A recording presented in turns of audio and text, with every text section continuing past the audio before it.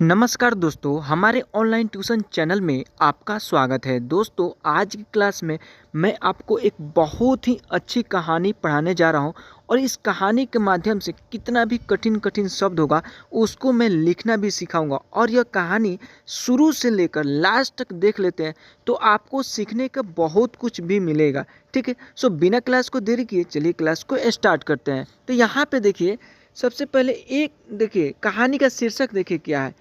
अपनी तुलना दूसरों से न करें। अब कहानी का जो ये मेन टॉपिक है ना, इसी से मालूम चल जा रहा है कि आगे क्या होने वाला है। ठीक है, कह रहा है अपनी तुलना। ठीक है, यानी मुकाबला या तुलना हुआ, या आप कह दें कि बराबरी करना। ठीक है, दूसरों से ना करें, यानी दूसरे व्यक्ति को देख करके नहीं करना चाहिए। ठीक है, अब इस कहानी में देखिए बहुत कुछ आने वाला है। एक बार की बात है, किसी जंगल में एक कौवा रहता था। ठीक है, वो बहुत ही खुश था क्योंकि उसकी ज़्यादा, यहाँ पे आधा जो है या आधा ज़्यादा इच्छाएं नहीं थी। वह बहुत ही खुश था क्योंकि उसके पास बहुत ज़्यादा इच्छाएं नहीं थी, बहुत कुछ करने का इच्छा नहीं थी, इसलिए वह जितना में था उतना में बहुत खुश था। वह अपनी जिंदगी से संतुष्ट था। वह उसकी जो जिंदगी थी वह से खुश था, संतुष्ट था। ठीक है, यहाँ पे देखिए ये चंद्रबिंदु न लगा है और तो में छोटा ऊ की मात्रा इस तरह से लगा हुआ है। ये है मूर्धन्य। ठीक है, जो इस तरह से लगा हुआ है मूर्धन्य। ठीक है, आधा स है। ठीक है, अट संतुष्ट इस तरह से अपन लिखेंगे। ठीक है, लेकिन एक बार उसने जंगल में किसी हंस को देख लिया। अब क्या होता है कि जंगल में किसी हंस को यह देख लेता है, इसकी नज़र पड़ जाती है और उसे देखते ही सोचने लगा। और उसे देखता है तो देखते देखते सोचने लगा कि ये प्राणी कितना सुंदर है। ऐसा प्राणी तो मैंने पहले कभी नहीं देखा। इतना साफ और सफ़ेद यह तो इस जंगल में औरों से बहुत सफ़ेद और सुंदर है। यह अपने जीवन में ऐसा सुंदर, ठीक है, नहीं जीव देखा था। ठीक है, वह इसका व्याख्या कर रहा है। इसलिए यह तो बहुत खुश रहता होगा। अब यह इसके मन में चलने लगा है कि यह तो बहुत खुश रहता होगा। कौवा, यहाँ पे औ की मात्रा है। ठीक है, कौवा हंस के पास गया और पूछा, भाई तुम इतने सुंदर हो इसलिए तुम बहुत खुश होंगे। ठीक है, पूछता है तो क्या इसे मिलता जवाब। इस पर हंस ने जवाब दिया, हाँ मैं पहले बहुत खुश रहता था जब तक मैंने तोते को नहीं देखा था। अब ये बोलता है कि हाँ मैं बहुत पहले खुश रहता था जब तक मैं तोता को नहीं देखा था। तोता को देखा तो इसकी खुशी में थोड़ा सा गिरावट आया। उसे देखने के बाद से लगता है कि तोता धरती का सबसे सुंदर प्राणी है। पहले इसको लगता था कि मैं ही सबसे सुंदर हूँ, हंस को। अब जब तोता को देख लेता है तो अब लगता है कि नहीं, सबसे धरती पे सुंदर प्राणी है तो कौवा है। ठीक है, इससे यह उदास रहने लगता है। हम दोनों के शरीर का तो एक ही रंग है, लेकिन तोते के शरीर पर दो दो रंग हैं। ठीक है, उसके गले में लाल रंग का घेरा और वो सुर्ख हरे रंग का था। सच में वो बेहद खूबसूरत था। अब कौवे ने सोचा कि हंस तो तोते को सबसे सुंदर बता रहा है, तो फिर उसे देखना होगा। अब यह कौवा देखना चाहता है कि हंस जो है कौवा तोता को सुंदर बता रहा है, उसे देखना चाहिए कि वह कितना सुंदर है, कैसा है। ठीक है, तो कौवा तोते के पास गया और पूछा, भाई तुम दो दो रंग पाकर बड़े खुश होंगे। इस पर तोते ने कहा, हाँ, मैं तब तक खुश था जब तक मैंने मोर को नहीं देखा था। अब ये कहता है कि मैं तब तक खुश था जब तक मैंने मोर को नहीं देखा था। मेरे पास तो दो ही रंग हैं, लेकिन मोर के शरीर पर तो कई तरह के रंग हैं। अब ये बोलता है मेरे पास तो दो ही रंग हैं, लेकिन मोर को देखो, उसके पास कितना तरह का रंग है। अब कौवे ने सोचा, सबसे ज़्यादा खुश कौन है, यह तो मैं पता करके ही रहूँगा। अब कौवा सोचता है कि मैं पता करके ही रहूँगा कि आखिर सबसे ज़्यादा खुश कौन है, इसलिए अब मोर से मिलना ही पड़ेगा। कौवे ने मोर को जंगल में ढूंढा, लेकिन उसे पूरे जंगल में एक भी मोर नहीं मिला और मोर को ढूंढते ढूंढते वह चिड़ियाघर में पहुंच गया तो देखा मोर को देखने बहुत से लोग आए हुए हैं और उसके आसपास अच्छी खासी भीड़ है। सब लोगों के जाने के बाद कौवे ने मोर से पूछा, भाई तुम दुनिया के सबसे सुंदर जीव हो और रंग बिरंगे हो। तुम्हारे साथ लोग फोटो खिंचवा रहे थे। तुम्हें तो बहुत अच्छा लगता होगा और तुम तो दुनिया के सबसे खुश जीव होगे। इस पर मोर ने दुखी होते हुए कहा, भाई अगर सुंदर हूं तो भी क्या फर्क पड़ता है, मुझे लोग इस चिड़ियाघर में कैद करके रखते हैं, लेकिन तुम्हें तो कोई चिड़ियाघर में कैद करके नहीं रखता और तुम जहाँ चाहो अपनी मर्जी से घूम फिर सकते हो। इसलिए दुनिया के सबसे संतुष्ट और खुश जीव तो तुम्हें होना चाहिए, क्योंकि तुम आज़ाद रहते हो। ठीक है, अब क्या बोलता है, कौवा हैरान रह गया क्योंकि उसके जीवन की अहमियत कोई दूसरा बता गया। ठीक है, अब कौवा है जो वो हैरान हो जाता है और इसकी जो जीवन है इसकी कीमत क्या है, ठीक है, क्या फ़ायदा है, ठीक है, इसका जीवन का जो क्या बोलते हैं अहमियत क्या है, इसको कोई और बताता है, इसे खुद नहीं मालूम रहता है। ठीक है, तो दोस्तों इस कहानी से हम लोग क्या क्या सीखे, आइए एक झलक में देख लेते हैं। ठीक है, यहाँ पे देखिए, ऐसा ही हम लोग भी करते हैं। हम अपनी खुशियों और गुणों की तुलना दूसरों से करते हैं।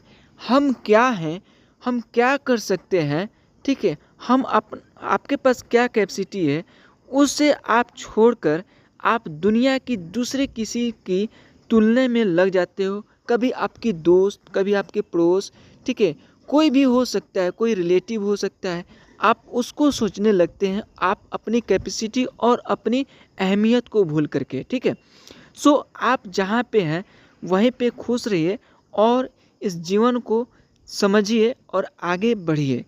दूसरे से तुलना नहीं करना चाहिए, ठीक है। ऐसे लोगों से जिनका रहन सहन का माहौल हमसे बिल्कुल अलग होता है। हमारी ज़िंदगी में बहुत सारी ऐसे चीज़ें होती हैं जो केवल हमारे पास है, लेकिन हम उसकी अहमियत समझकर खुश नहीं होते। लेकिन दूसरों की छोटी खुशी भी हमें बड़ी लगती है, जबकि हम अपनी बड़ी खुशियों को इग्नोर कर देते हैं। बाघ और सियार की कहानी, यानी बाघ और सियार की क्या है, कहानी है, ठीक है। अभी इसमें कठिन कठिन शब्द क्या है, जैसे बुद्धि लिखा हुआ है, ठीक है। यहाँ पे बुद्धिमत्ता लिखा हुआ है। तो इस तरह से बहुत सारे कठिन से कठिन शब्द आएंगे। कहानी को पढ़ते जाएंगे और कठिन से कठिन शब्द को मैं आपको लिखना पढ़ना सिखाते जाऊंगा, ताकि आप कहीं पे भी अगर लिखते हैं तो शुद्ध शुद्ध लिखेंगे। सो बिना क्लास को देरी किए चलिए क्लास को स्टार्ट करते हैं। सबसे पहले देखिए, यहाँ पे लिखा हुआ है, एक बार की बात है, एक घने जंगल में एक बाघ और एक लोमड़ी रहते थे। एक बार की बात है, किसी घने जंगल में बाघ और एक लोमड़ी रहते थे, ठीक है। बाघ जंगल का राजा था, और बाघ है सो जंगल का राजा था, ठीक है। जबकि लोमड़ी अपनी बुद्धि, ठीक है। यहाँ पे देखिए, यह ब है, ब में छोटी ऊ की मात्रा लगा हुआ है, ठीक है। ये द है, द में आधा द लगा हुआ है, इस तरह से बुद्धि। ये ध है, ध में छोटी ई की मात्रा लगा हुआ है, ये होता है छोटी ई की मात्रा। तो इस तरह से हम लोग क्या लिखेंगे, बुद्धि लिखेंगे, ठीक है। उच्चारण में देखिए बुद्धि, ठीक है। इस तरह से हम लोग उच्चारण करेंगे, ठीक है। और बुद्धिमता, यहाँ पे त में आधा त लिखा हुआ है, ये लगा हुआ है ना, इस तरह से इसको हम लोग पढ़ते हैं आधा त, ठीक है। तो इस तरह से बुद्धिमत्ता लिखा हुआ है, ठीक है, के लिए जानी जाती थी। वह जो लोमड़ी थी वह बहुत ही चतुर और बहुत ही उसके पास दिमाग था, और इससे वह जानी जाती थी, वह पहचानी जाती थी। एक दिन बाघ ने जंगल में टहलने का फैसला किया, और एक दिन है सो बाघ है सो फैसला करता है टहलने का जंगल में। घूमते घूमते उसे लोमड़ी मिल गई, और वह सो घूमते घूमते क्या होता है कि लोमड़ी से मुलाकात होती है, ठीक है। बाघ ने लोमड़ी से पूछा, अरे नन्ही, क्या तुम मुझे बता सकती है कि मैं अपने दोपहर के भोजन के लिए एक बड़ा और रसीला जानवर कहाँ ढूंढ सकता हूँ। लोमड़ी, जो बाघ की चालाकी और मांस की भूख से वाकिफ थी, उसने जवाब दिया, हे राजा, मुझे माफ़ करें, मैं आपकी मदद नहीं कर सकती, लेकिन मैं किसी ऐसे व्यक्ति को जानती हूँ जो निश्चित रूप से आपकी मदद कर सकता है। बाघ ने पूछा, कौन है वह, मुझे जल्दी बताओ। लोमड़ी ने कहा, वह सियार है जो जंगल के दूसरी तरफ रहता है। वह जंगल के हर कोने को जानता है और अपने और आपको अपना शिकार खोजने में मदद कर सकता है। ठीक है। बिना किसी सोच विचार के बाघ ने लोमड़ी की सलाह मानी और शिकार को खोजने के लिए निकल गया। थोड़ी देर में बाघ ने शिकार को ढूंढ लिया और उसे अपना भोजन खोजने में मदद करने के लिए कहा।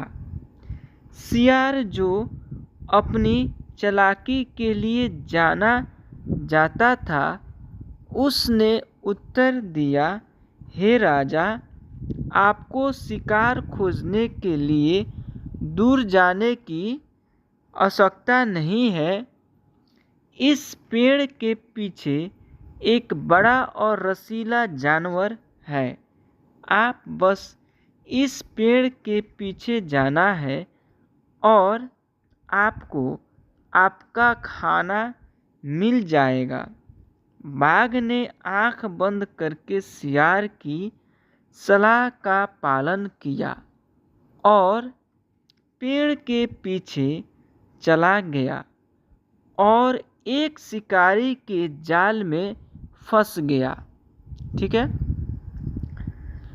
अब क्या होता है कि बाघ ने जाल से निकलने के लिए संघर्ष किया और दहाड़ा, लेकिन इसका कोई फायदा नहीं हुआ। लोमड़ी दूर से यह सब देख रही थी। वह बाघ के पास आई और बोली, हे राजा, हमेशा याद रखना, जो कुछ भी अच्छा दिखता है वह आपके लिए अच्छा नहीं होता है। आंख बंद करके दूसरों का अनुसरण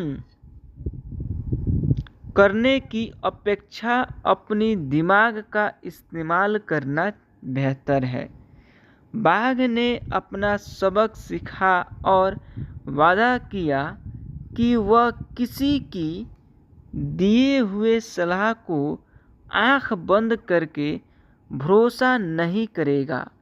उस दिन से बाघ और लोमड़ी अच्छे दोस्त बन गए और बाघ हमेशा कोई भी निर्णय लेने से पहले लोमड़ी से सलाह लेता था। तो दोस्तों, यह कहानी हम लोग पढ़े और इस कहानी से हम लोग को क्या शिक्षा मिला, आइए देखते हैं।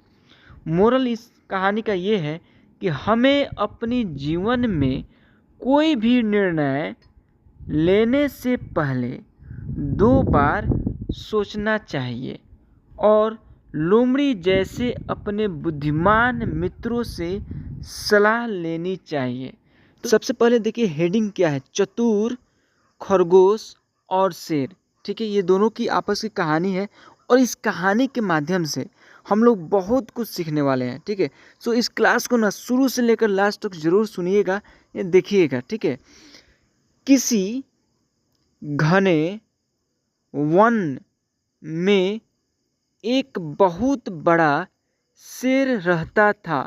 और वन में मिस क्या होता है, वन मिस होता है जंगल। ठीक है, क्या होता है, जंगल। ठीक है, इसको आप वन भी बोल सकते हैं। ठीक है, तो यहाँ पे लिखा गया है किसी घने वन में, यानी घने यानी घना।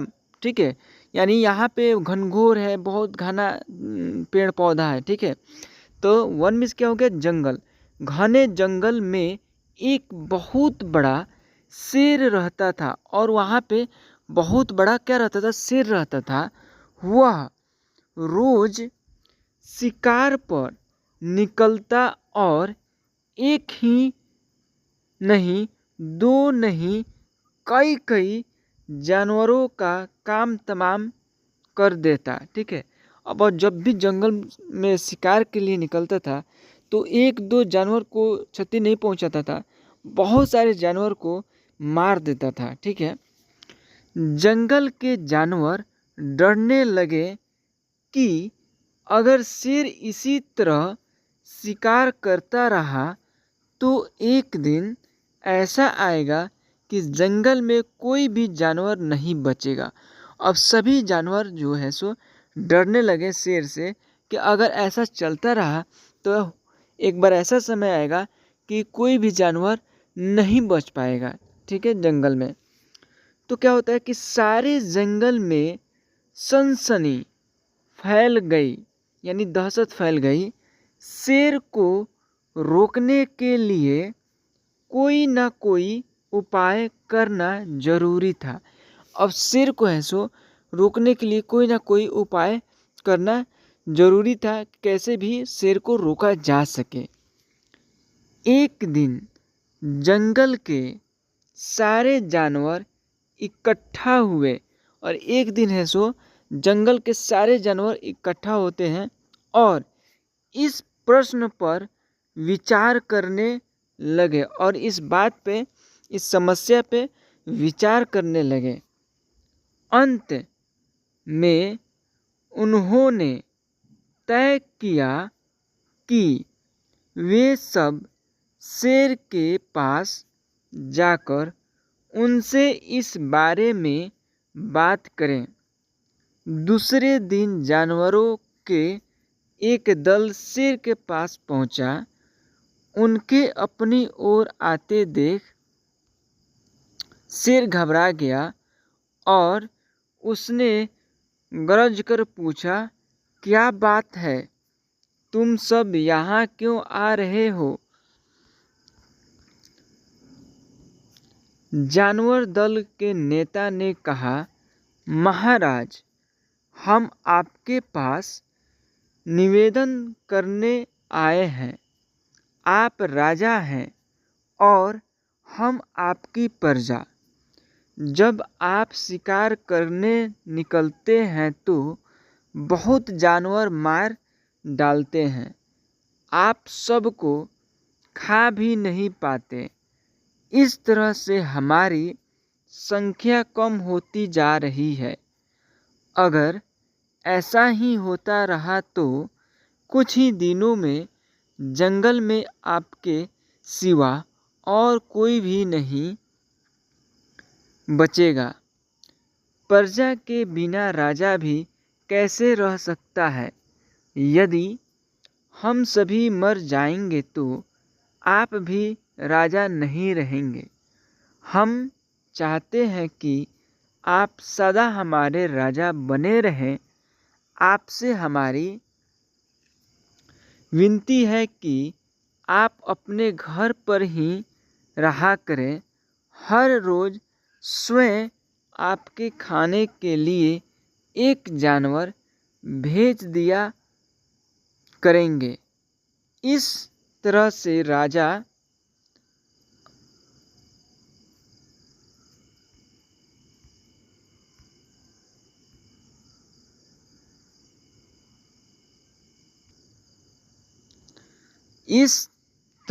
राजा और प्रजा दोनों ही चैन से रह सकेंगे। शेर को लगा कि जानवरों की बात में सच्चाई है। उसने पल भर सोचा, फिर बोला, अच्छी बात है, मैं तुम्हारे सुझाव को मान लेता हूँ, लेकिन याद रखना, अगर किसी भी दिन तुमने मेरे खाने के लिए पूरा भोजन नहीं भेजा तो मैं जितने जानवर चाहूँगा मार डालूँगा। जानवरों के पास तो और कोई चारा नहीं, इसलिए उन्होंने शेर की शर्त मान ली और अपने अपने घर चले गए। उस दिन से हर रोज़ शेर के खाने के लिए एक जानवर भेजा जाने लगा। इसके लिए जंगल में रहने वाले सब जानवरों में से एक एक जानवर बारी बारी से चुना जाता था। कुछ दिन बाद खरगोश की बारी भी आई। शेर के भोजन के लिए एक नन्हे से खरगोश को चुना गया। वह खरगोश जितना छोटा था उतना ही चतुर भी था। उसने सोचा, बेकार में शेर के हाथों मरना मूर्खता है। अपनी जान बचाने का कोई ना कोई उपाय अवश्य करना चाहिए और हो सके तो कोई भी ऐसी तरकीब ढूंढनी चाहिए जिससे सभी को इस मुसीबत से सदा के लिए छुटकारा मिल जाए। आखिर उसने एक तरकीब सोच ही लिया। ठीक है। खरगोश धीरे धीरे आराम से शेर के घर की ओर चल पड़ा। जब वह शेर के पास पहुंचा तो बहुत देर हो चुकी थी। भूख के मारे शेर का बुरा हाल हो रहा था। जब उसने सिर्फ एक छोटे से खरगोश को अपनी ओर आते देखा तो गुस्से से बौखला उठा और गरज कर बोला, किसने तुम्हें भेजा है? एक तो पिद्दी जैसी हो, दूसरे इतने देर से आ रहे हो। जिन बेवकूफ़ों ने तुम्हें भेजा है मैं उन सबको ठीक करूँगा। एक एक का काम तमाम न किया तो मेरा नाम भी शेर नहीं। नन्हे खरगोश ने आदर से जमीन तक झुककर, महाराज, अगर आप कृपा करके मेरी बात सुन ले तो मुझे या और जानवरों को दोष नहीं देंगे। वे तो जानते थे कि एक छोटा सा खरगोश आपके भोजन के लिए पूरा नहीं पड़ेगा, इसलिए उन्होंने 6 खरगोश भेजे थे। लेकिन रास्ते में हमें एक और शेर मिल गया। उसने 5 खरगोश को मारकर खा लिया। यह सुनते ही शेर दहाड़ कर बोला, क्या कहा? दूसरा शेर? कौन है वह? तुमने उसे कहाँ देखा? महाराज, वह तो बहुत ही बड़ा शेर है, खरगोश ने कहा।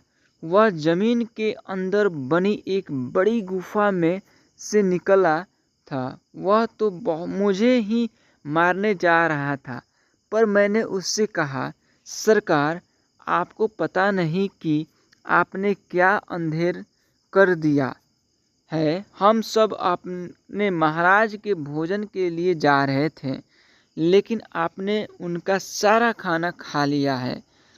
हमारे महाराज ऐसी बातें सहन नहीं करेंगे। वे जरूर ही यहाँ आकर आपको मार डालेंगे।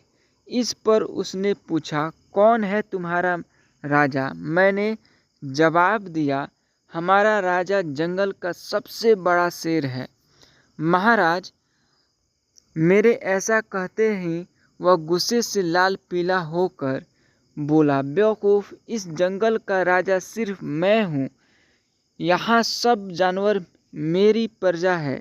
मैं उनके साथ जैसा चाहूँ वैसा कर सकता हूँ। जिस मूर्ख को तुम अपना राजा कहते हो उस चोर को मेरे सामने हाजिर करो। मैं उसे बताऊंगा कि असली राजा कौन है।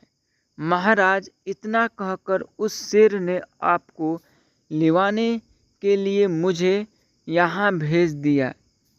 खरगोश की बात सुनकर शेर को बड़ा गुस्सा आया और वह बार बार गरजने लगा। उसकी भयानक गरज से सारा जंगल दहलने लगा। मुझे फौरन उस मूर्ख का पता बताओ, शेर ने दहाड़ कर कहा। जब तक मैं उसे जान से न मार दूंगा मुझे चैन नहीं मिलेगी। बहुत अच्छा महाराज, खरगोश ने कहा, मौत ही उस दुष्ट की सजा है। अगर मैं और बड़ा और मजबूत होता तो मैं खुद ही उसके टुकड़े टुकड़े कर देता। चलो रास्ता दिखाओ, शेर ने कहा। फौरन बताओ किधर चलना है।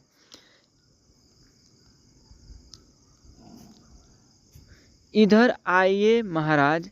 इधर खरगोश रास्ता दिखाते हुए शेर को एक कुएं के पास ले गया और बोला, महाराज, वह दुष्ट शेर जमीन के नीचे किले में रहता है, जरा सावधान रहिएगा। किले में छुपा दुश्मन खतरनाक होता है। मैं उससे निपट लूँगा। शेर ने कहा, तुम यह बताओ कि वह है कहाँ? पहले जब मैंने उसे देखा था तब तो वह यहीं बाहर खड़ा था। लगता है आपको आता देखकर वह किले में घुस गया है। आइए मैं आपको दिखाता हूँ। खरगोश ने कुएं के नज़दीक आकर शेर से अंदर झांकने को लिए कहा। शेर ने कुएं के अंदर झांका तो उससे कुएं के पानी में अपनी परछाई दिखाई दी। परछाई को देखकर शेर जोर से दहाड़ा। कुएं के अंदर से आती हुई अपने ही दहाड़ने की गूंज सुनकर उसने समझा कि दूसरा शेर भी दहाड़ रहा है। दुश्मन को तुरंत मार डालने के इरादे से वह फौरन कुएं में कूद पड़ा। कूदते ही पहले तो वह कुएं की दीवार से टकराया, फिर धड़ाम से पानी में गिरा और डूबकर मर गया। इस तरह चतुराई से शेर से छुट्टी पाकर नन्हा खरगोश घर लौटा। उसने जंगल के जानवरों को शेर के मारे जाने की कहानी सुनाई। दुश्मन के मारे जाने की खबर से सारे जंगल में खुशी फैल गई। जंगल के सभी जानवर खरगोश की जय जयकार लगाने लगे। दोस्तों, इस कहानी से हम लोग क्या शिक्षा मिली, आइए देखते हैं। घोर संकट की परिस्थितियों में भी हमें सूझबूझ और चतुराई से काम लेने चाहिए और आखिरी दम तक प्रयास करना चाहिए। सूझबूझ और चतुराई से काम लेकर हम भयंकर संकट से उबर सकते हैं और बड़े से बड़े शक्तिशाली शत्रु को भी पराजित कर सकते। तुलना दूसरों से न करें। ठीक है, इससे स्पष्ट मालूम चल रहा है कि कहानी क्या होने वाला है। कहानी का मतलब है, देख लीजिए, कि अपनी है जो तुलना है ना, किसी दूसरे से नहीं करना चाहिए। ठीक है, इसी विषय में हम लोग चर्चा करेंगे। सो देखिए, जैसे यहाँ पे देखिए बहुत सारे कठिन कठिन शब्द आएंगे। देखिए, संतुष्ट लिखा हुआ है, इच्छाएं लिखा हुआ है, क्योंकि लिखा हुआ है। तो कैसे इस सब चीज़ को हम लोग शुद्ध शुद्ध लिखेंगे, इसका भी हम चर्चा करेंगे। ठीक है, सो चलिए देखिए, तो यहाँ पे देखिए लिखा हुआ है, एक बार की बात है। ठीक है, किसी जंगल में एक कौवा रहता था। एक बार की बात है, किसी जंगल में एक कौवा रहता था।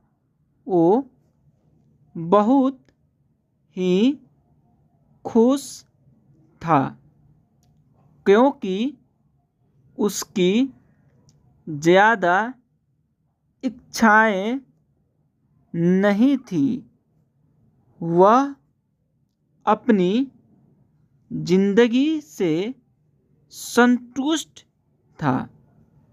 लेकिन एक बार उसने जंगल में किसी हंस को देख लिया और उसे देखते ही सोचने लगा कि ये प्राणी कितना सुंदर है।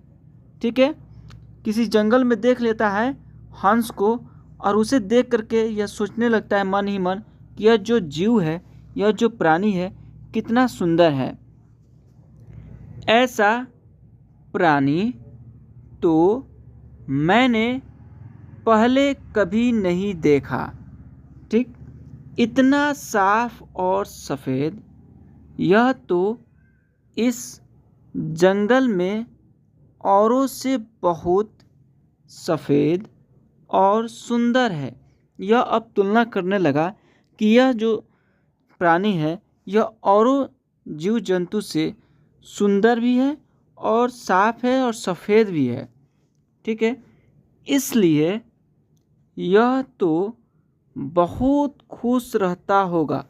अब यह कल्पना करने लगता है कि इस वजह से यह तो बहुत खुश रहता होगा। ठीक है, कौवा हंस के पास गया। अब यह जाता है उस हंस के पास और पूछा, भाई तुम इतने सुंदर हो इसलिए तुम बहुत खुश होगे। इस पर हंस ने जवाब दिया। अब इस पे हंस कुछ बोलता है। हाँ, मैं पहले बहुत खुश रहता था जब तक मैंने तोते को नहीं देखा था। अब ये बोलता है कि हाँ, खुश तो रहता था, लेकिन कब तक खुश रहता था? जब तक मैंने तोता को नहीं देखा था। उसे देखने के बाद से लगता है कि तोता धरती का सबसे सुंदर प्राणी है। अब उसे देखने पे ऐसा लगता है कि मुझसे भी सुंदर और धरती का सबसे सुंदर तोता ही है। हम दोनों के शरीर का तो एक ही रंग है, लेकिन तोते के शरीर पर दो दो रंग है। उसके गले में लाल रंग का घेरा और वो सुर्ख हरे रंग का था। सच में वो बेहद खूबसूरत था। अब कौवा ने सोचा कि अब कौवा फिर सोचने लगता है कि हंस तो तोते की सबसे सुंदरता की बात कर रहा है। ठीक है, हंस है जो सबसे, अब ये कौवा है अब तक ये मान रहा था हंस ही सबसे सुंदर है, सफ़ेद है, अच्छा है और खुश रहता था। जब वह उससे मिलता है तो अब वह बताता है कि हमसे तो और खुश है कोई और, वो है तोता। ठीक है, तब यह सोचता है हंस तो तोते को सबसे सुंदर बता रहा है, तो फिर उसे देखना होगा। अब यह सोचता है कि अब उसे देखना होगा कि वह कैसा है तोता को। कौवा तोते के पास गया और पूछा, भाई तुम दो दो रंग पाकर बड़े खुश हो गए। इस पर तोते ने कहा, हाँ, मैं तब तक खुश था जब तक मैंने मोर को नहीं देखा था। मेरे पास तो दो ही रंग है। अब ये बोलता है कि हम जब तक खुश थे जब तक मोर को नहीं देखे थे। मेरे पास तो दो ही रंग है, लेकिन मोर के शरीर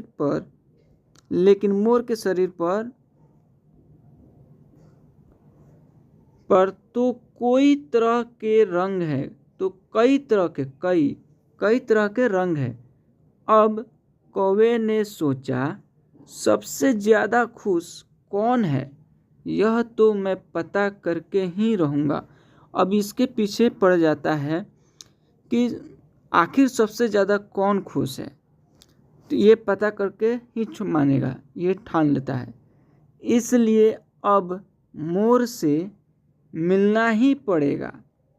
कौवे ने मोर को जंगल में ढूंढा, लेकिन उसे पूरे जंगल में एक भी मोर नहीं मिला और मोर को ढूंढते ढूंढते वह चिड़ियाघर में पहुंच गया तो देखा मोर को देखने बहुत से लोग आए हुए हैं।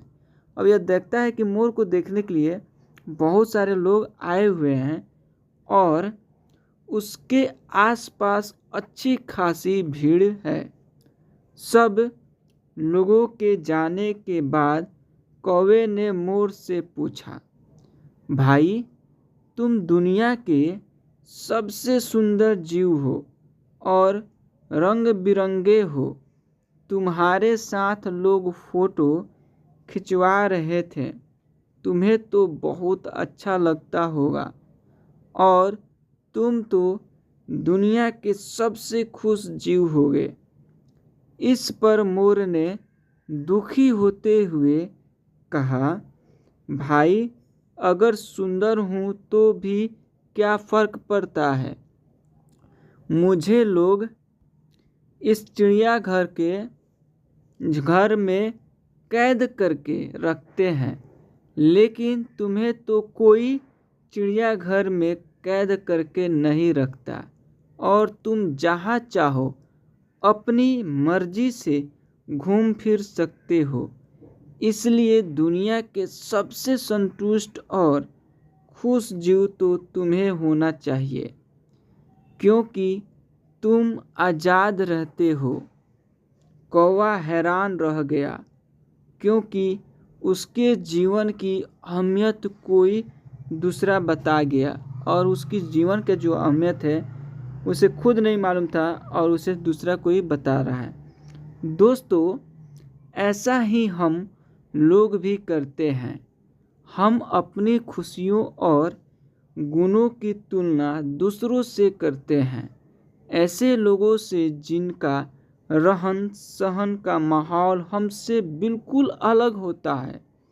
हमारी ज़िंदगी में बहुत सारी ऐसे चीज़ें होती हैं जो केवल हमारे पास है, लेकिन हम उसकी अहमियत समझकर खुश नहीं होते। लेकिन दूसरों की छोटी खुशी भी हमें बड़ी लगती है,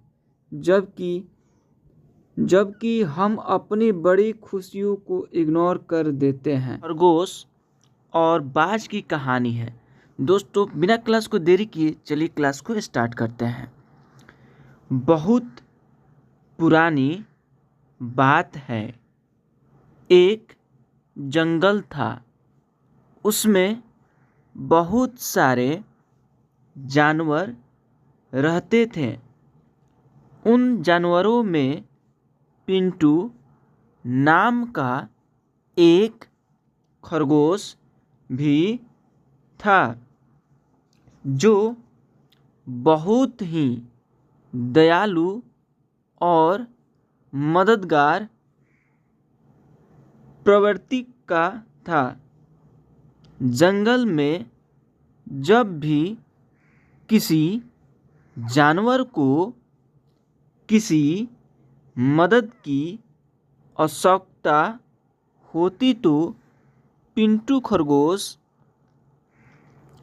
उसकी मदद अवश्य करता था।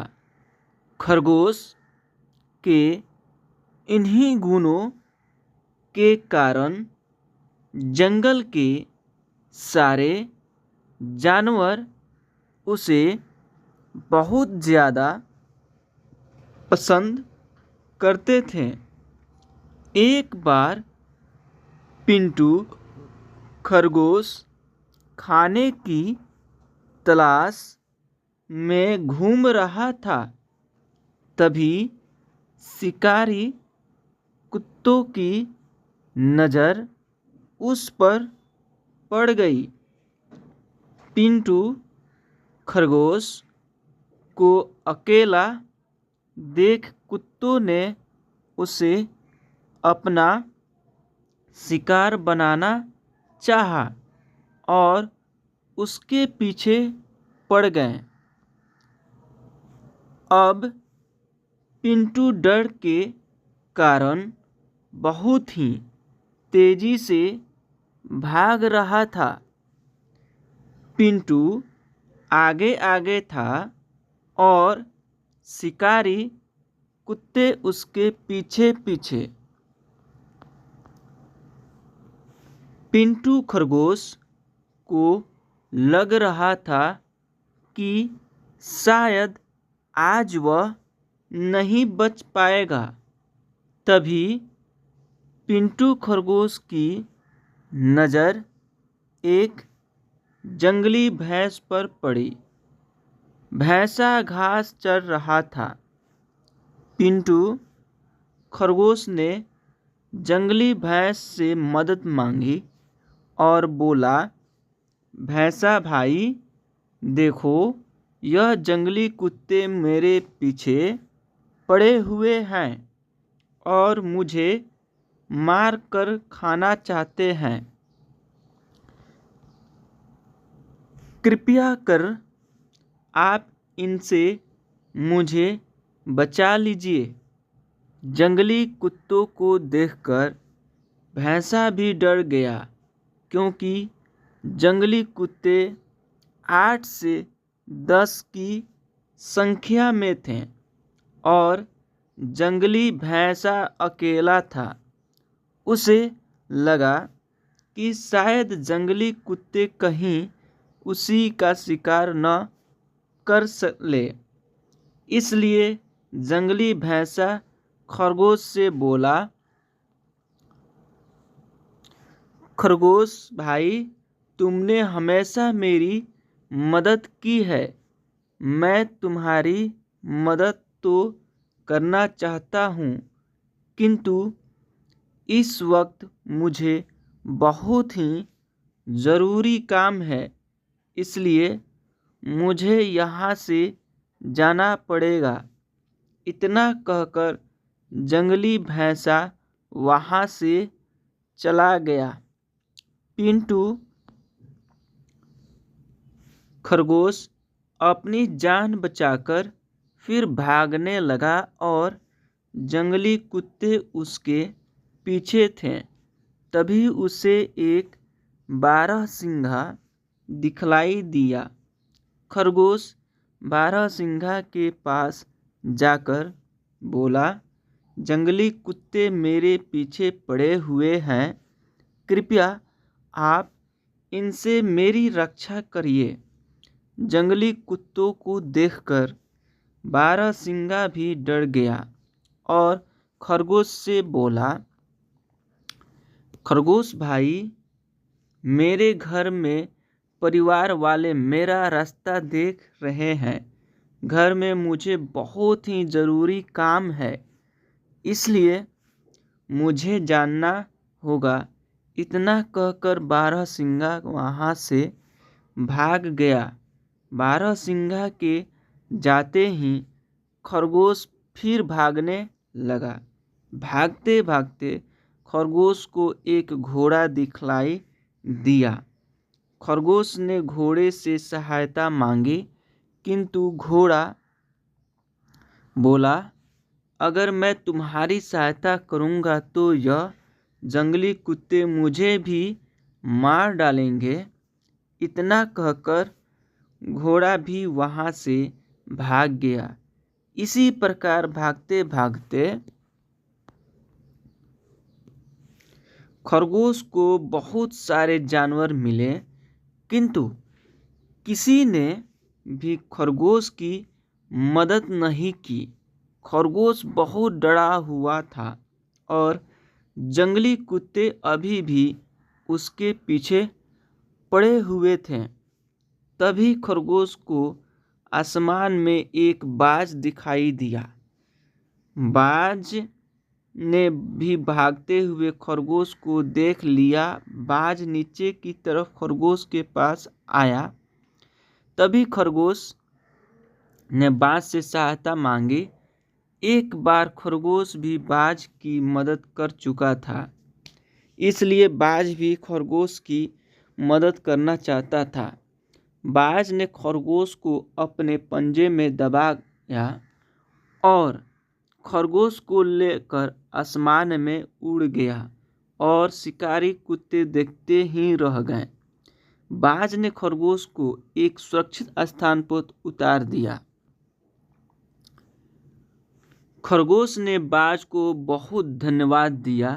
बाज बोला, मित्र, तुमने भी मेरी मदद की थी, इसलिए तुम्हारी मदद करना मेरा कर्तव्य था। इतना कहकर बाज उड़ गया और खरगोश अपने घर चला गया। दोस्तों, इस कहानी से क्या शिक्षा मिली, आइए देखते हैं।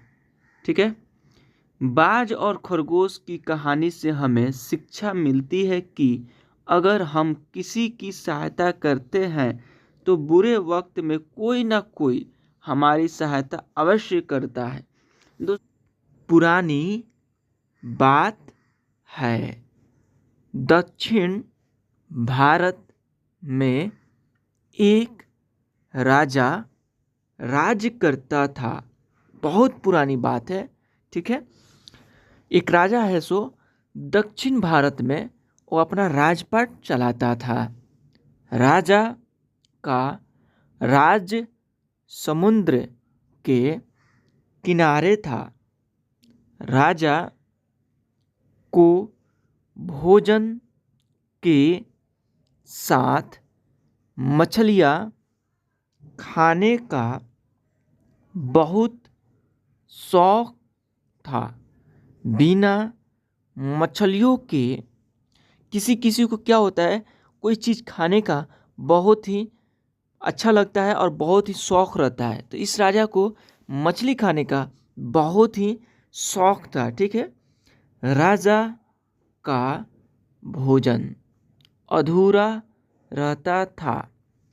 एक बार की बात है, राजा के राज्य में बहुत तेज तूफान आया, जिसके कारण कोई भी मछुआरा मछली पकड़ने के लिए समुद्र में नहीं जा सका। उस दिन राजा को भोजन में मछलियाँ नहीं मिली, जिससे राजा बहुत उदास हो गया। राजा ने जब अपने मंत्रियों से इस बारे में पूछा तो उन्होंने बतलाया कि इतने तेज तूफान में समुद्र में मछली पकड़ने जाना अपनी जान पर खेलने के समान है। इसलिए कोई भी मछुआरा समुद्र नहीं जा रहा है। राजा ने घोषणा करवाई कि जो भी समुद्र से ताज़ी मछलियाँ लाएगा उसे मुँह मांगा इनाम दिया जाएगा। राजा की घोषणा सुनकर मछुआरों ने मन में लालच तो आया, किंतु कोई भी मछुआरा अपनी जान जोखिम में डालने के लिए तैयार नहीं हुआ। उसी राज्य में एक बहुत ही गरीब मछुआरा रहता था, ठीक है। उसी राज्य में एक गरीब मछुआरा रहता था। जब उस तक बात यह मालूम चला, उसे जब राजा की इस घोषणा का पता चला तो अपनी दरिद्रता दूर करने के लिए वह अपनी जान की परवाह किए बगैर समुद्र में चला गया। और वह गरीब मछुआरा जो था, यह जब उसे बात मालूम चलता है कि राजा इनाम की घोषणा किए हुए हैं, ठीक है, तो वो अपना गरीबी दूर करने के लिए वह चला जाता है मछली पकड़ने के लिए, ठीक है। समुद्र में उसने जाल फेंका, जिसमें कई बड़ी बड़ी मछलियाँ फंस गई। मछुआरा मछलियाँ लेकर राजा के महल पहुंचा, किंतु राजा के सैनिकों ने उसे महल में नहीं घुसने दिया। राजा के एक खास मंत्री ने मछुआरों को ताज़ी मछलियों के साथ देखा तो मछुआरे को अपने साथ राजा के पास ले जाने के लिए तैयार हो गया। मंत्री जानता था कि राजा मछलियाँ देखकर बहुत अधिक प्रसन्न होगा और इसके बदले मछुआरा को बहुत सारा धन देगा। इसलिए उसने मछुआरे के समक्ष एक शर्त रखी कि जो भी इनाम मिलेगा उसका आधा हिस्सा मंत्री अपने पास रखेगा।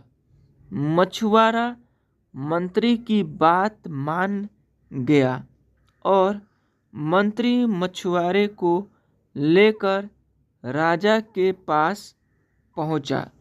और यह है सो बात मान लेता है और राजा के पास पहुंचता है वह मछुआरा। मछुआरे के पास ताजी ताजी मछलियां देख राजा बहुत खुश हुआ। राजा ने मछुआरे को मुंह मांगा इनाम मांगने के लिए कहा।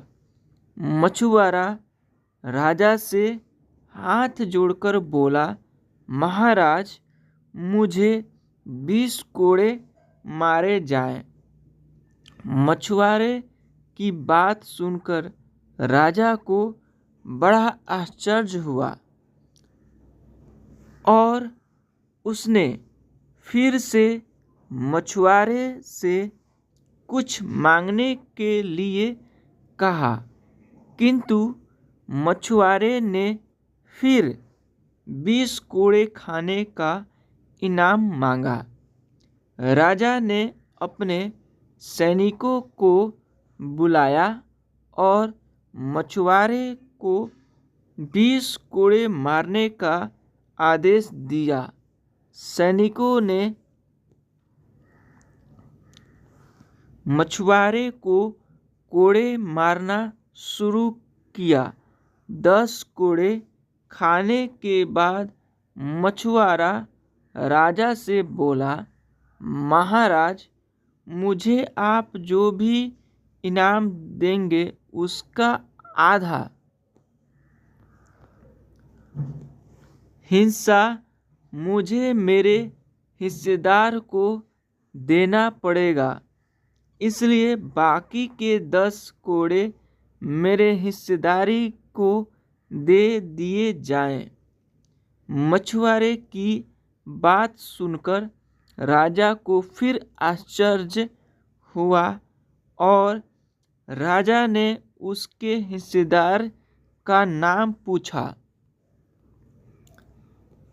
मछुआरा मंत्री की तरफ इशारा करते हुए बोला, महाराज, यही मेरा हिस्सेदार है। इन्होंने ही मुझे आपके पास लाने के बदले प्राप्त इनाम का आधा हिस्सा मांगा है। राजा ने मंत्री की ओर देखा तो मंत्री ने शर्म से अपना सर झुका लिया। राजा ने आदेश दिया कि बाकी की 10 कोड़े मछुआरे के हिस्सेदार को मारे जाएं। सैनिकों ने राजा के आदेश पर मंत्री को 10 कोड़े मारे। राजा ने मंत्री को उसके लालच के कारण अपने मंत्री पद से हटाकर राज्य से बाहर कर दिया और मछुआरे को बहुत सारा इनाम देकर विदा किया। दोस्तों, इस कहानी से हमें क्या शिक्षा मिली, आइए देखते हैं शिक्षा।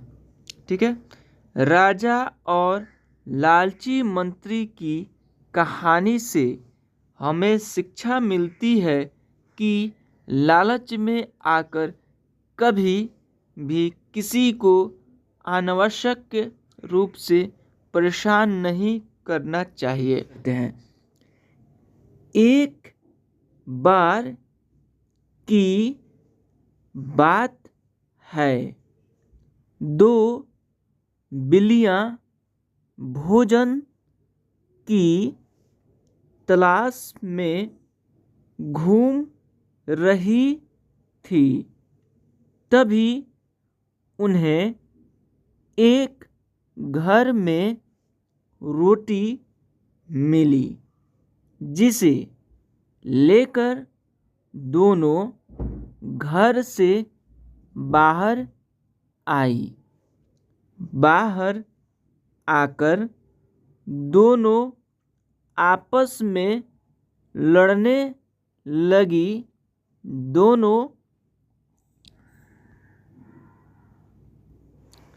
दोनों का कहना था कि रोटी उसने ढूंढी है, इसलिए पूरी रोटी पर उसका अधिकार है।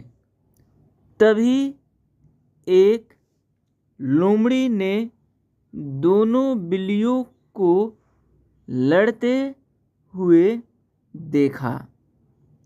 देख लिया। लोमड़ी बड़ी चालाक थी। वह दोनों बिल्लियों के पास आई और दोनों से झगड़ने का कारण पूछने लगी। लोमड़ी की बात सुनकर दोनों बिल्लियों ने झगड़े का कारण बतलाया। बिल्लियों के बात सुनकर लोमड़ी ने कहा, बस इतनी सी बात है, तुम रोटी ले आओ, मैं फैसला कर दूंगी कि उस रोटी पर किसका कितना अधिकार है। दोनों बिल्लियों ने रोटी लोमड़ी को दे दिए। लोमड़ी ने रोटी के 2 टुकड़े कर दिए। दोनों टुकड़े बड़े छोटे थे। लोमड़ी बोली, मैं इसे फिर से बराबर कर दूंगी। और उसने रोटी के बड़े टुकड़े का कुछ हिस्सा खा लिया, जिससे अब बड़ा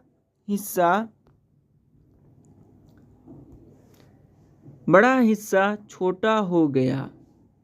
उसने फिर से वही प्रक्रिया दोहराई और इस तरह रोटी का एक छोटा सा टुकड़ा ही अंत में रह जाता है, जिससे देखकर बिल्लियों को अपनी गलती का एहसास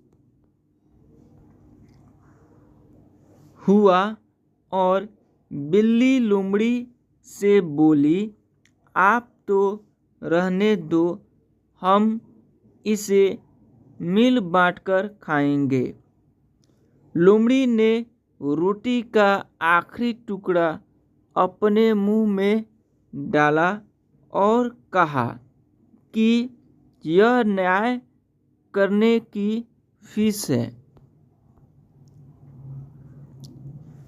इस तरह लोमड़ी ने पूरी रोटी खा ली और बिल्लियों उसका मुंह देखती रह गई। दोस्तों, इस कहानी से हमें क्या शिक्षा मिला, आइए देखते हैं। शिक्षा है, हमें आपस में नहीं लड़ना चाहिए, अन्यथा हमारी आपसी लड़ाई का फायदा कोई दूसरा उठा लेता है। एक बार की बात है, 2 बिल्लियाँ भोजन की तलाश में घूम रही थी। तभी उन्हें एक घर में रोटी मिली, जिसे लेकर दोनों घर से बाहर आई। बाहर आकर दोनों आपस में लड़ने लगी।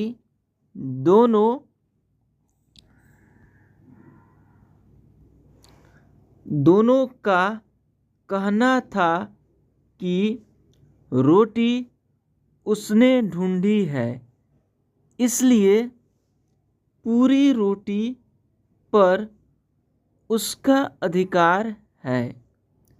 तभी एक लोमड़ी ने दोनों बिल्लियों को लड़ते हुए देख लिया। लोमड़ी बड़ी चालाक थी। वह दोनों बिल्लियों के पास आई और दोनों से झगड़ने का कारण पूछने लगी। लोमड़ी की बात सुनकर दोनों बिल्लियों ने झगड़े का कारण बतलाया। बिल्लियों के बात सुनकर लोमड़ी ने कहा, बस इतनी सी बात है, तुम रोटी ले आओ, मैं फैसला कर दूंगी कि उस रोटी पर किसका कितना अधिकार है। दोनों बिल्लियों ने रोटी लोमड़ी को दे दिए। लोमड़ी ने रोटी के 2 टुकड़े कर दिए। दोनों टुकड़े बड़े छोटे थे। लोमड़ी बोली, मैं इसे फिर से बराबर कर दूंगी। और उसने रोटी के बड़े टुकड़े का कुछ हिस्सा खा लिया, जिससे अब बड़ा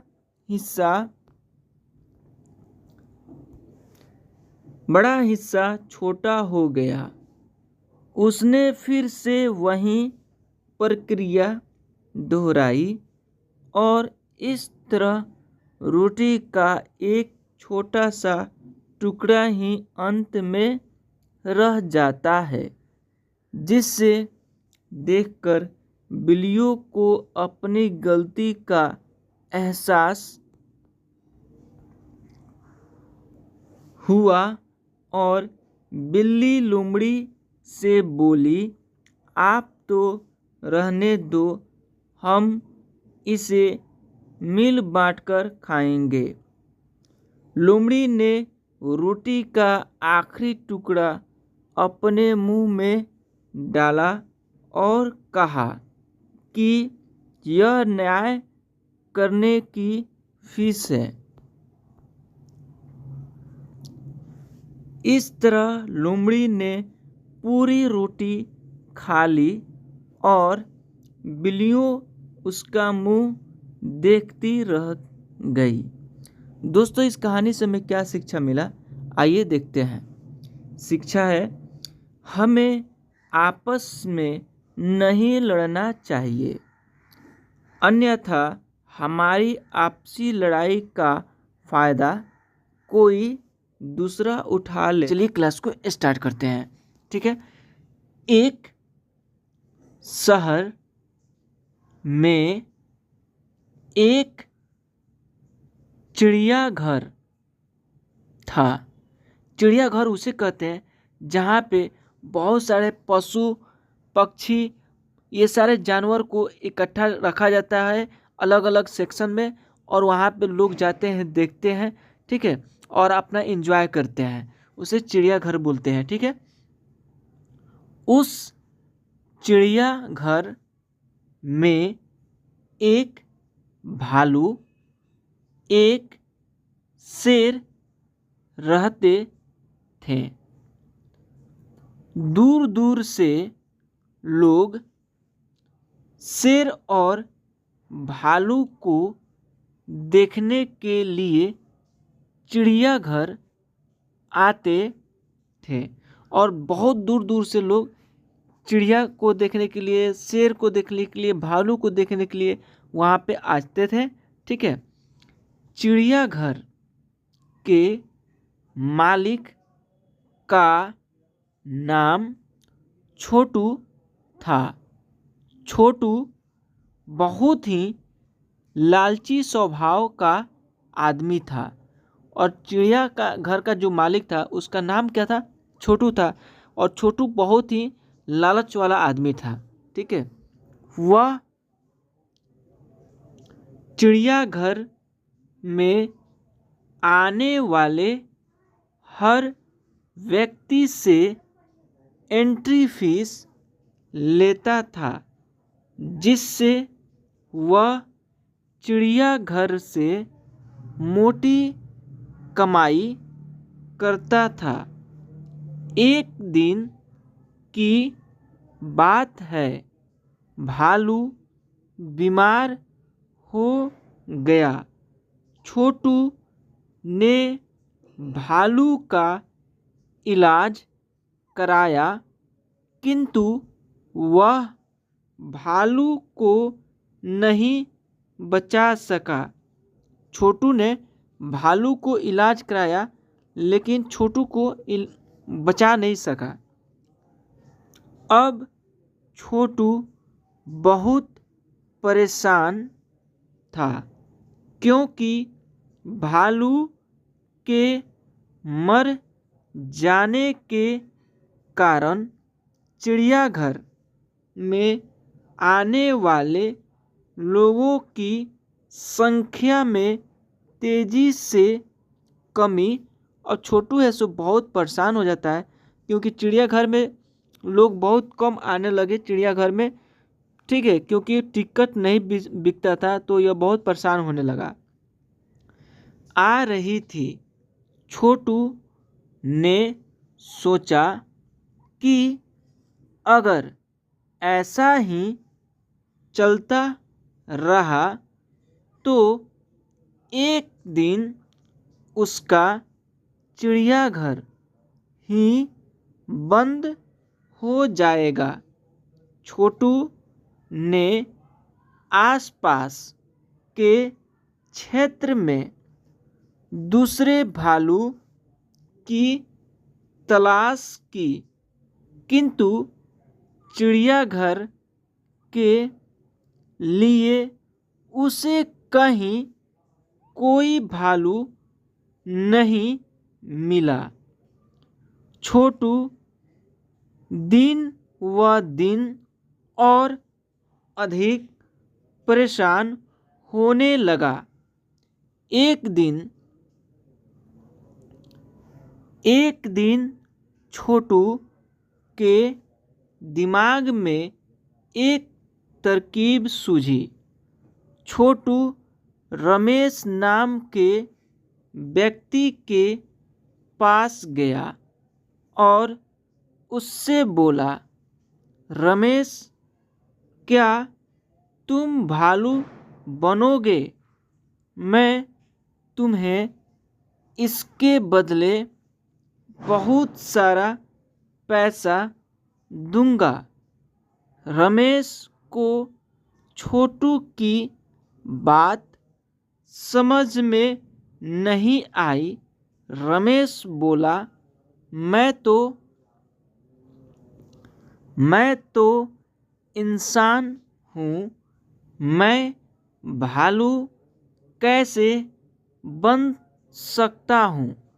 रमेश की बात सुनकर छोटू हंसा और हंसते हुए बोला, भाई, तुम्हें सचमुच भालू नहीं बनना है। तुम्हें तो सिर्फ भालू के कपड़े पहनकर लोगों के सामने भालू जैसा देखना है और भालू जैसा व्यवहार करना है। इसके बदले मैं तुम्हें बहुत सारा पैसा दूंगा, जिससे तुम्हारी गरीबी दूर हो जाएगी। पैसों के लालच में रमेश छोटू की बातों में आ गया और पैसा के लालच में रमेश से जो छोटू के बात में आ जाता है और यह स्वीकार कर लेता है कि हाँ, मैं भालू बनूंगा और भालू बनने के लिए तैयार हो गया। अब रमेश प्रतिदिन भालू के कपड़े पहनकर लोगों का मनोरंजन करता था और लोगों को यह लगता था कि यह असली भालू है और चिड़ियाघर के इस भालू की ख्याति दूर दूर तक फैल गई और चिड़ियाघर आने वाले लोगों में तेजी से इजाफा होने लगा। इस प्रकार छोटू और रमेश मिलकर मोटी रकम कमाने लगे। एक दिन भालू शेर के पिंजरे के ऊपर खड़ा होकर लोगों का मनोरंजन कर रहा था। तभी पिंजरे की छत टूट गई और भालू शेर के सामने जा गिरा। भालू बने रमेश को लगा कि अब शेर उसे खा जाएगा। डर के कारण रमेश रोने लगा। भालू बना रमेश जब रो रहा था तो उसके रोने की आवाज़ बिल्कुल इंसानों जैसी थी। तभी शेर भालू के पास आया और उसके कान में बोला, रमेश, तुम इस तरह रोओगे तो लोगों को समझ में आ जाएगा कि तुम भालू नहीं इंसान हो। शेर को इंसानों की तरह बात करते देख रमेश को बड़ा आश्चर्य हुआ, किंतु थोड़ी ही देर में रमेश समझ गया कि जिस तरह वह नकली भालू बना है उसी तरह यह शेर भी नकली है। शेर और भालू का वार्तालाप चिड़ियाघर में आए लोगों ने सुन लिया और उन्हें समझ में आ गया। चिड़ियाघर के लोग उन्हें नकली भालू और शेर दिखाकर उल्लू बना रहे हैं। लोगों ने तुरंत ही शेर का पिंजरा तोड़ दिया और भालू और शेर की पिटाई शुरू कर दी। इसके पश्चात लोगों ने चिड़ियाघर के मालिक की भी पिटाई की और उन तीनों को पुलिस के हवाले कर दिया। दोस्तों, इस कहानी से हमें क्या शिक्षा मिलती है, आइए देखते हैं। ठीक है, चिड़ियाघर का भालू नामक कहानी से हमें शिक्षा मिलती है कि बुरे काम का नतीजा हमेशा बुरा ही होता है। इसलिए बुरे कामों से हमेशा दूर रहना चाहिए।